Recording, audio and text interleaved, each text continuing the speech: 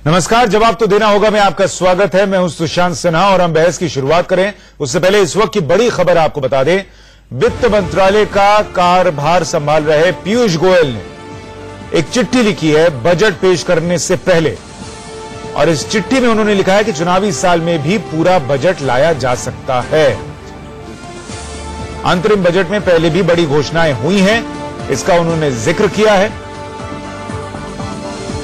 लेकिन वो इसका भी जिक्र कर रहे हैं कि चुनावी साल में पूरा बजट लाया जा सकता है। ये वित्त मंत्री पीयूष गोयल की चिट्ठी है, क्योंकि अरुण जेटली जो है वित्त मंत्री, वो इलाज के लिए विदेश गए हुए हैं और इसीलिए वित्त मंत्रालय का कार्यभार अभी पीयूष गोयल के पास है। और उन्होंने इस चिट्ठी में लिखा है कि चुनावी साल में पूरा बजट पेश किया जा सकता है। और इस बात का जिक्र शायद इसलिए है क्योंकि सवाल उठ रहे थे कि क्या सरकार अंतरिम बजट पेश करेगी या फिर पूरा बजट पेश करेगी। और कई लोगों ने यह कहा था कि चुनावी साल है और ऐसे में पूरा बजट पेश नहीं किया जा सकता, लेकिन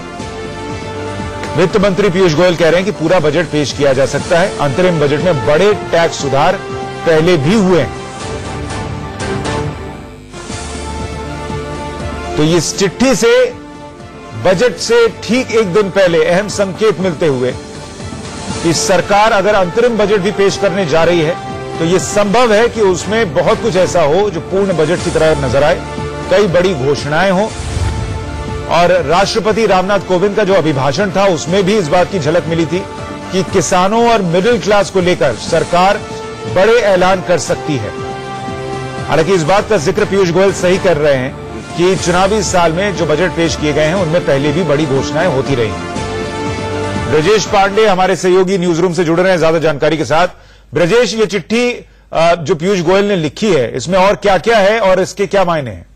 देखिए, सरकार अपनी तरफ से ये साफ कर देना चाहती है कि जिस तरह से उस पर कांग्रेस पार्टी आरोप लगा रही है कि ऐसा पहली बार होगा कि इंटरिम बजट में ऐसे फैसले लिए जाएंगे जिसके फाइनेंशियल इंप्लीकेशंस होंगे, तो ये उनका कहना है कि कांग्रेस की तरफ से ये पूरी तरह से दुष्प्रचार है। जो हमें चिट्ठी मिली है उसके हिसाब से उनका ये कहना है कि पी चिदम्बरम जो फरवरी 17, 2014 को जो उन्होंने इंटरिम बजट दिया था उसमें उन्होंने कई सारे ऐसे फैसले लिए थे जिसके फाइनेंशियल इंप्लीकेशन से, उसमें से कई सबसे अहम था कि कैसे उन्होंने इनडायरेक्ट टैक्सेस के रेट्स को बदला और कई सारे आइटम्स में रेट्स को 12% से 8%, 30% से 24% और 24% से 20% किया। इसके अलावा एक्साइज ड्यूटी और तमाम तरह की टैक्स रिस्ट्रक्चरिंग भी की गई। उनका यह कहना है कि ये केवल पहली और आखिरी बार नहीं है, इसके पहले भी जितने बजट्स हुए हैं, चाहे वो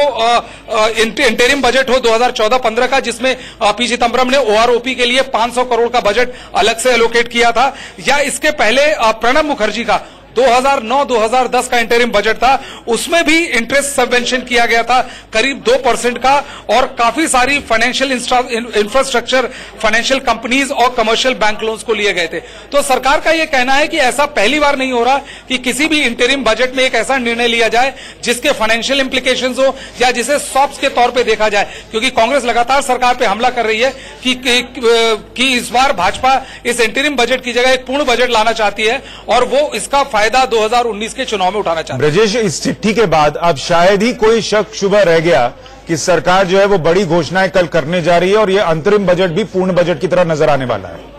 लग सकता है, क्योंकि इसमें सरकार ने पूरी तरह से साफ कर दिया है कि ये पहली बार नहीं है, इससे पहले करीब 3 से 4 बार हो चुका है। तो उससे साफ है कि सरकार ये भी संदेश देना चाहती है कि कल का जब बजट पढ़ा जाएगा तो उस बजट में तमाम ऐसे दावे किए जा सकते हैं, ऐसे मेजर्स लिए जा सकते हैं जो सरकार को पॉलिटिकली फायदा पहुंचाया जा सकता है। ऐसा माना जा रहा है कि शायद टैक्स स्लैब्स में टिंकरिंग हो जिससे उन्हें मिडिल क्लास को अपील कर सकें, और उसके अलावा जो फार्मर्स इंटरेस्ट लोन वेवर की भी बात चल रही है वो उसकी भी खासी चर्चा है। तो सरकार